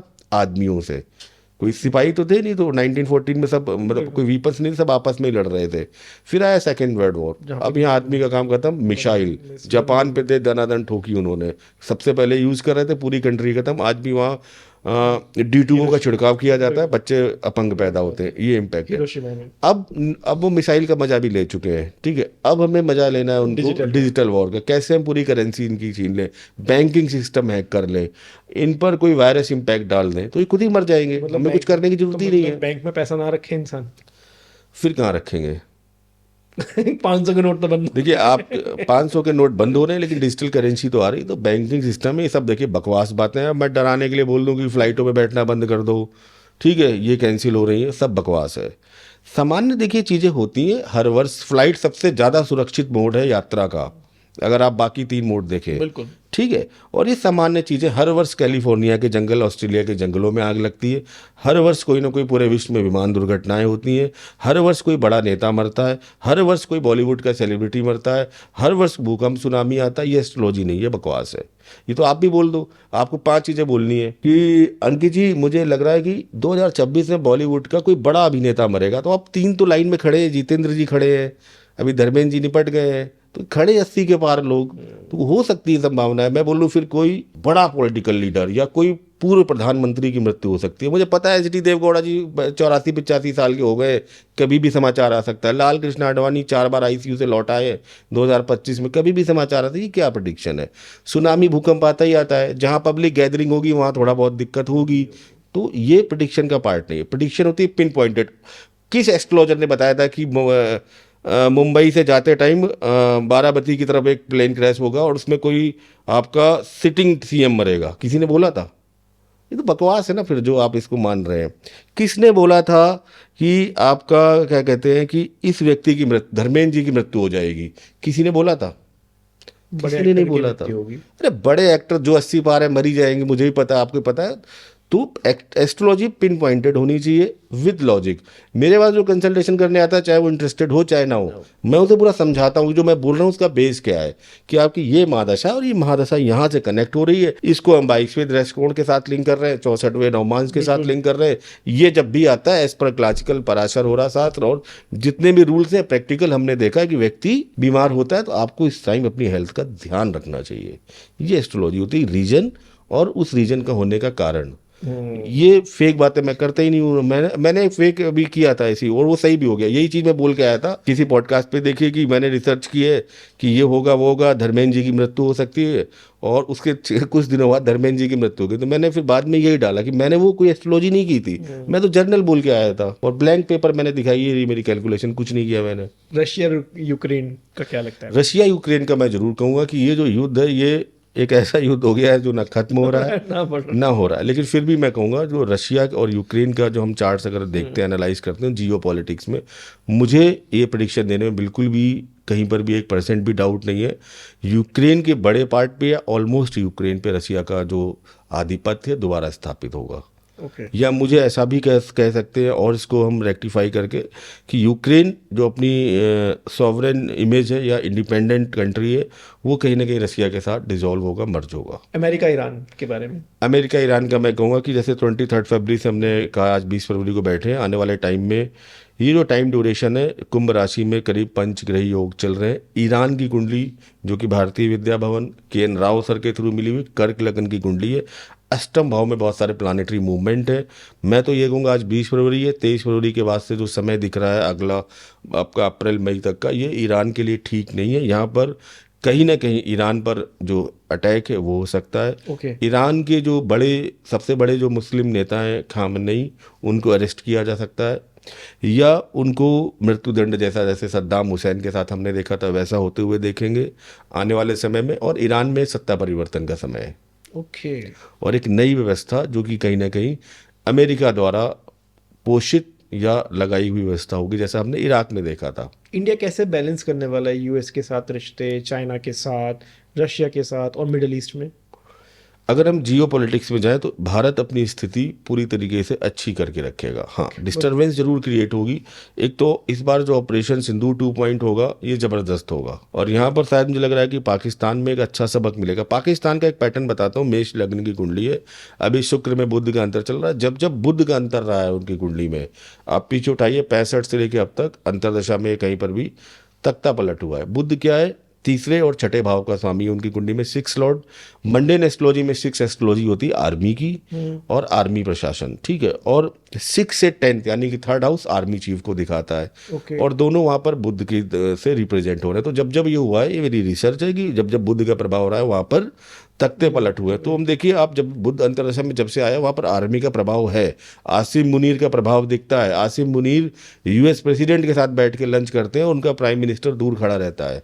ये प्रभाव कहते हैं आर्मी का। तो मुझे ऐसा लगता है कि वहाँ तख्ता पलट भी होगा, सैन्य शासन वहाँ पर फिर से स्थापित होगा, लोकतांत्रिक मूल्यों का जहाँ पर हनन होता रहता है वो होगा ही। इमरान खान वहाँ पर एक और अभी चर्चित चल रहे हैं, तो इमरान खान का भी हमने चार्ट मैंने अपने चैनल पे भी डाला है। पूरा चार्ट हमने एनालाइज करके बताया था। मैं यहाँ प्रेडिक्शन बता देता हूँ, उनके लिए भी जीवन मृत्यु का संकट है। ये जो समय चल रहा है, खासकर अप्रैल के बाद जब उनका सूर्य की अंतर्दशा शुरू हो जाएगी, जो कि उनके 12th लॉर्ड है, वर्गो एसेंडेंट की कुंडली है, और स्वास्थ्य कष्ट बढ़ेगा। ओके। उनका जो समय 26-27 दोनों का मैं देखूं, मृत्यु तुल्य क्वेस्ट या लाइफ स्पेन का कॉम्प्रोमाइज हो सकता है। पॉलिटिक्स में तो वापसी का कोई सवाल ही नहीं इमरान खान का, दूर दूर तक। दूर दूर तक। तो यहाँ पर तो जीवन मरण का संकट है फिलहाल तो उनके लिए। ओके सर, कांग्रेस पे थोड़ी बात करना चाहूंगा। जी। कांग्रेस का क्या फ्यूचर दिखाई देता है? कि हमने बीजेपी का देख लिया, अच्छी कुंडली है, यूके के बारे में भी हम बात करेंगे आगे, रशिया के बारे में हमने बात कर ली, अमेरिका के बारे में बात कर ली। कांग्रेस कहाँ है? दिखेगा आगे राहुल गांधी जी का क्या फ्यूचर आने वाला है? देखिए, कांग्रेस के लिए जो कुंडली हमारे पास है वही भारतीय विद्या भवन के राव सर स्रोत है, जो हमारे प्रेरणा स्रोत है। मीन लग्न की कुंडली है, शनि की महादशा स्टार्ट है। जब जब शनि का प्रभाव रहा है, वो वैसे ही सत्ता में बाहर नहीं आते, चाहे वो आपका 97, 98 या उससे पहले का समय रहा हो। तो मेरे हिसाब से राहुल गांधी और कांग्रेस की कुंडली फिलहाल तो अच्छी नहीं है। और एक बार अमित शाह जी कहीं बोल गए थे कि भैया भूल जाओ 2020, 2030, 2035, 40, 45, 50, अभी तो बीजेपी है। अच्छा। 2044-50 तक तो मुझे योगी आदित्यनाथ बहुत इम्पैक्टफुल तरीके से भारत के प्रधानमंत्री, हिंदुत्व को बहुत आगे ले जाते हुए दिखते हैं। कांग्रेस पार्टी अपने समापन की ओर है। कांग्रेस पार्टी में और कॉन्फ्लिक्ट होंगे, वो और टूटेगी। तो राहुल गांधी का जो भविष्य है, सपना है, ठीक है, अच्छा विपक्ष शायद बना ले, अच्छी बात है। सत्ता में तो अगले 20-25 साल उनकी कोई यहाँ पर उम्मीद है नहीं केंद्र में, क्योंकि यहाँ पर जो सितारा बुलंद है वो योगी आदित्यनाथ का, वो सनातन का, वो हिंदुत्व का। तो कांग्रेस एक रसातल की ओर है। और ये राव सर बहुत पहले अपने जर्नल में प्रेडिक्शन भी दे गए थे कि 2025 के बाद से कांग्रेस और डाउन जाएगी। तो मैं भी उसी को रिपीट कर रहा हूँ अपने एनालिसिस करके। मीन लग्न की कुंडली, शनि का प्रभाव, राहुल गांधी का चार्ट, इन सबको देखने के बाद कांग्रेस फिलहाल कुछ स्टेट में जीत जाए वो बात अलग है। केंद्र की राजनीति में अगले 20-25 साल तक आसपास भी फटकती हुई नहीं दिखती। राहुल गांधी का सपना पूरा नहीं होगा अब प्रधानमंत्री 50-55 के होली हैं, 20 साल और जोड़ लीजिए तो 65, 75, 80 के बाद अगर मन हुआ तो अगर स्वस्थ रहे तो बन सकते हैं। लेकिन 2050 तक तो नहीं दिखाई दे रहा फिलहाल तो नहीं, 20-25 साल तो कोई चांस नहीं है। है। यूके के बारे में क्या है? यूके के बारे में मैंने कहा था कि कहा जाता था कि जिसका ध्वज, जिसकी जो विजय है उसका सूर्यास्त कभी नहीं होता और कर्म हमेशा वापस आते हैं। उन्होंने पूरी देश दुनिया को परेशान किया। आज वो खुद अपने देश में एक माइनॉरिटीज बनने जा रहे हैं। आने वाले समय में जो एक फाइल है आपकी एप्स्टीन फाइल्स, उसमें वहाँ के प्राइम मिनिस्टर का नाम है, प्रिंस वहाँ पर ऑलरेडी, जो प्रिंस के छोटे भाई हैं वो अरेस्ट हो चुके हैं। बड़ा राजनीतिक उथल पुथल आने वाले समय में आपको यूके में देखने को मिलेगा। यूके के अंदर मेरी प्रेडिक्शन है कि जल्द ही आपको मुस्लिम संप्रदाय से प्रधानमंत्री भी देखने को मिलेगा। और यूके की जो स्थितियां हैं वो मुस्लिमीकरण की ओर है, अगर वो नहीं जागे और नहीं चेते। कौन सी कंट्री सेफ है सर? हर जगह ही तबाहियां मच रही ये है। समय ही देखिए ऐसा चल रहा है, वर्ल्ड वॉर की, चेंजेस, परिवर्तन का समय है। और प्रकृति का नियम ही परिवर्तन का है। पुरातन व्यवस्था को हटा के एक नई व्यवस्था, नए सिस्टम को शुरू करना। जो इसको अडॉप्ट करता है वो राइज करता है, जो पुरातन सिस्टम में पड़ा रहता है वो खत्म होता है। भारत ने भी 2014 में एक नए सिस्टम को अडॉप्ट किया, नरेंद्र मोदी का उदय हुआ। 2017 में योगी आदित्यनाथ आए। यूपी में जिन कावड़ियों पर डंडे बरसाए जाते थे, आज उन पर हेलीकॉप्टर से पुष्प बरसाए जा रहे हैं। हमने वो भी देखा कि जब हमारे रामलला एक टेंट में रहते थे, आज हमने वो भी देखा कि जब रामलला की ध्वज पताका लहरा रही है, पूरे सनातन और विश्व का मान ऊपर हो रहा है। तो समय परिवर्तन का समय है, तो हमें भी उस समय को अडॉप्ट करना चाहिए। यूएई के बारे में क्या ख्याल है सर? देखिए, यूएई का हम चार्ट अगर देखें, हर चीज़ चार्ट पर होती है। तो आप लोग कहेंगे कि देश का चार्ट कैसे होता है, पार्टी का चार्ट कैसे होता है? हर चीज़ का चार्ट होता है। जिस समय हम ये पॉडकास्ट करने बैठे हैं, जिस समय पॉडकास्ट शुरू हुआ है, एक चार्ट बन जाएगा प्लानिट, इसको लॉक कर दूं मैं, तो वो इस पॉडकास्ट का प्रारब्ध बताएगा। ये चलेगा नहीं चलेगा, ऑब्स्टेकल्स आएंगे, क्या आएंगे। आपकी कुंडली क्या है, ये भी तो करंट पोजीशन को लॉक किया गया है ना।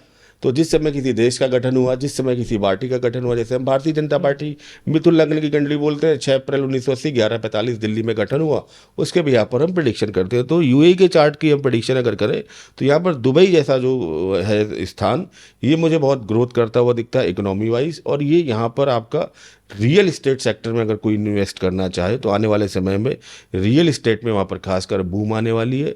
और एक तरीके से मुझे लगता है कि दुबई आने वाले जो समय है कुछ ही वर्षों में शायद विश्व के जो टॉप 5 सिटीज़ हैं उनमें इंक्लूड होगा।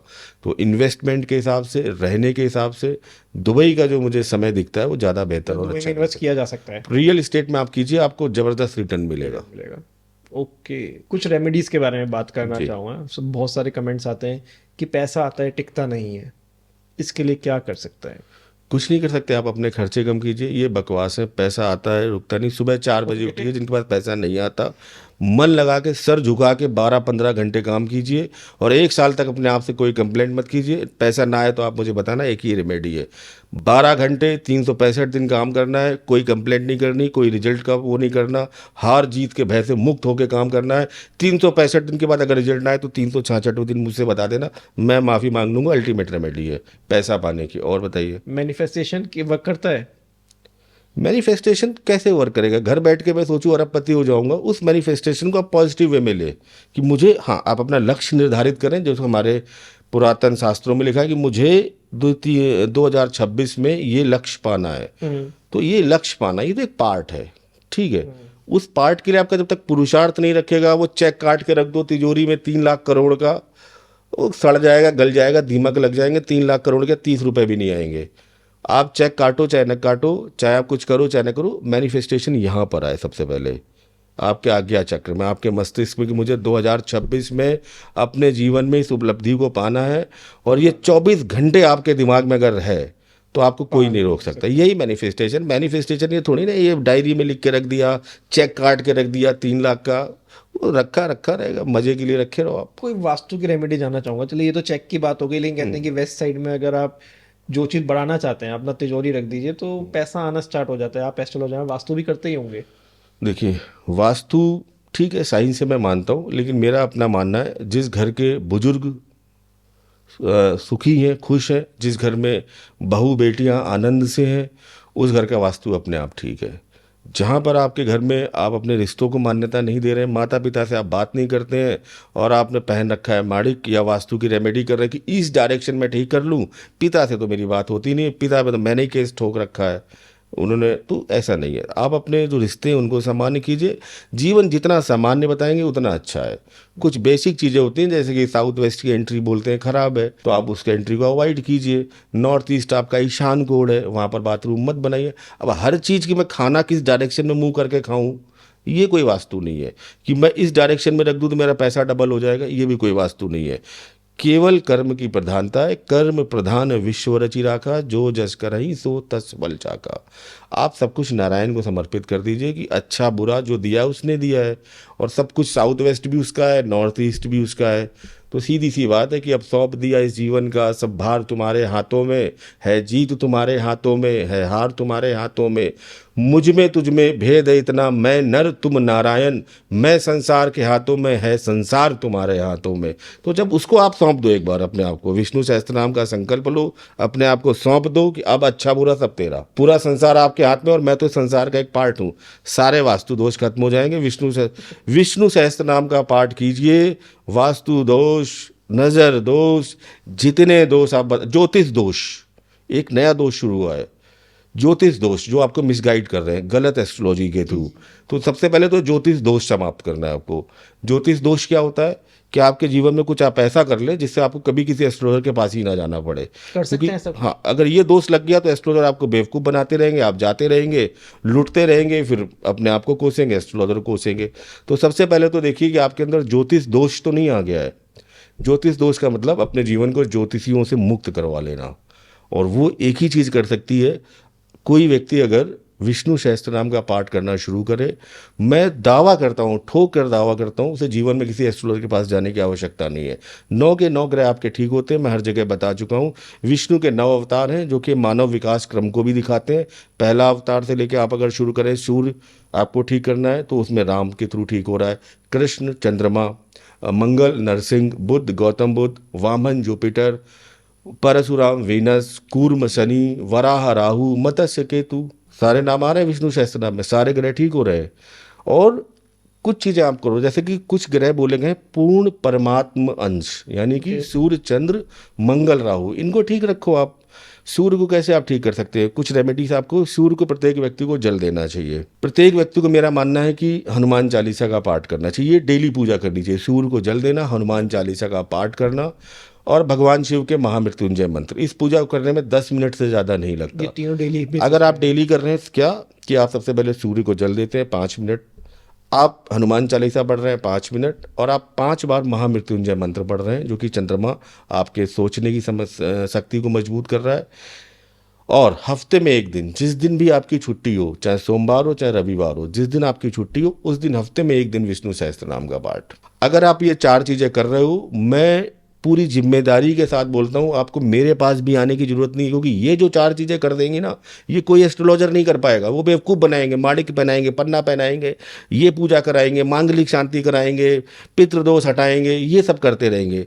तो आप ये मेरी अगर आपको बात अच्छी लगे दर्शकों, अगर आप ये 3 चीज़ें कर लो, मैं वादा करता हूँ आपके सारे के सारे ग्रह ठीक होंगे और ज़िंदगी में किसी एस्ट्रोलॉजर के पास जाने की जरूरत नहीं पड़ेगी। इसमें एक चीज़ और ऐड करना चाहूँगा, जैसे आज के इंस्टाग्राम रील्स हम स्क्रॉल करते हैं तो उसमें एक रेमेडी है जो बहुत ज़्यादा चर्चित में है कि चींटियों की सेवा करी जाए, क्या आप रातों रात अमीर बन जाएंगे? इसके बारे में क्या कहना है आपका? पहली चीज़ है कि चींटियों की सेवा की जाए, ये बहुत अच्छी बात है। कोई भी काम जो आप नेचर के लिए कर रहे हैं, चींटियों की सेवा, कुत्तों की सेवा, पक्षियों को दाना, ये अच्छा है और ये ब्लेसिंग्स आप पर रिटर्न होके आएंगी। इसके साथ इस चीज़ को गलत जोड़ दिया कि आपको रातों रात ये करोड़पति अरबपति बना देंगी, नहीं, ये आपको आशीर्वाद देंगी। उससे जो ब्लेसिंग्स आएंगी, आपकी क्षमता बढ़ेगी काम करने की। पैसा तो तभी आएगा जब सर झुका के काम करोगे 15 घंटे। ना लक्ष्मी माँ को खीर का भोग लगाने से पैसा आएगा, ना तुलसी की माला पहनाने से किसी को पैसा आएगा। पैसा आने का एक ही तरीका है और वो है पुरुषार्थ। मैंने 3 रेमेडी करो 365 दिन काम, लेकिन वही बात है कि शॉर्टकट चाहिए तो शॉर्टकट तो नहीं हो सकता। शॉर्टकट चाहिए तो फिर राम के जीवन में भी शॉर्टकट होता। हनुमान से बोलते मैं कहाँ जाऊँगा, तुम ही उठा लाओ, सीता जी को बैठा लाओ कंधे पे। तो राम को सीता से क्या बोल रहे हैं हनुमान? यही बोल रहे हैं कि भाई ये मेरा काम ही नहीं है, जिसका कर्म है वो करेगा। मुझे तो केवल इतना आइडेंटिफाई करने को बताया गया था कि आपको ढूंढ के आपका एड्रेस वहाँ पहुँचा देना और आप जो सामान दोगी वो मैं उनको दे दूंगा। और उन्होंने जो दिया था ये आप रख लो अंगूठी, क्योंकि आपको ट्रस्ट होना चाहिए ना, कि पहले ऐसा तो होता नहीं था। तो अंगूठी मैं इसलिए दे रहा हूँ कि आपको पता है कि इस जब तक रामचंद्र जीवित है या रामचंद्र से कोई अंगूठी नहीं छीन सकता, इसलिए मुद्रिका दिखाते हैं कि अब आप तो विश्वास कर लो कि मैं राम भक्त हूँ। आप भी कुछ दे दो जिससे कि वो मान जाए, तो वो चूड़ी माड़ी उतार के दे देती कि भाई ले जाओ आप चूड़ा माड़ी। तो कर्म प्रत्येक व्यक्ति को करने पड़ते हैं। जब ईश्वर अपने कृष्ण को एक शिकारी तीर मार देता है और वो बड़ा दुखी होता है, तो कहते हैं तुम दुखी मत हो, तुमने अपना कर्म काटा है। क्योंकि जो बलि को मैंने मारा था धोखे से, उसका ही आज कर्म का डेट खत्म हुआ। तुमने मुझे भी मुक्त किया, अपने आप को भी मुक्त किया। तो कर्म जब ईश्वर नहीं काट सकते, दशरथ पुत्र वियोग में मर गए, वो जाके कुछ रेमेडी कर लेते कि राम वापस आ जाए, नहीं कर पाए क्योंकि कर्म आया था। श्रवण कुमार के पिता की डेथ हुई थी दशरथ के बाढ़ की वजह से, और वहां पर श्राप मिला था, जैसे मैं पुत्र वियोग में मर रहा हूँ वैसे तुम मरोगे। कर्म आया ना, सही बात। वापस आए। तो राम तो नारायण थे, पहुंच जाते नारायण, काट दिया तुम्हारा कर्म, नहीं काटो, उनका भोगना पड़ेगा। बिल्कुल। थैंक यू सर इस पॉडकास्ट में जुड़ने के लिए, और जितने लॉजिक और जितने आसान तरीके से आपने आंसर दिया ना, मतलब इससे पहले मुझे तो कभी नहीं मिले, और थैंक यू सो मेरे मच। साथ साथ मेरी ऑडियंस को भी बहुत पसंद आए होंगे।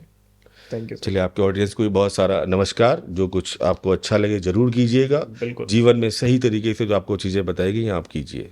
धन्यवाद। और जैसे सर ने कहा, जो सही चीज़ें सर ने बताई हैं वो बिल्कुल करिए, और आप अभी तक जुड़े हुए हैं मुझे पता है, तो आप उनमें से हैं जो शॉर्टकट नहीं चाहते हैं लाइफ में। और नीचे एक रेड बटन दिख रहा होगा तो उसको सब्सक्राइब करके थोड़ा सा कर्म भी कर लीजिए, हमें मोटिवेशन ही मिल जाएगा। और कमेंट सेक्शन में कोई भी क्वेश्चन हो तो लिखना ना भूलें। Thank you.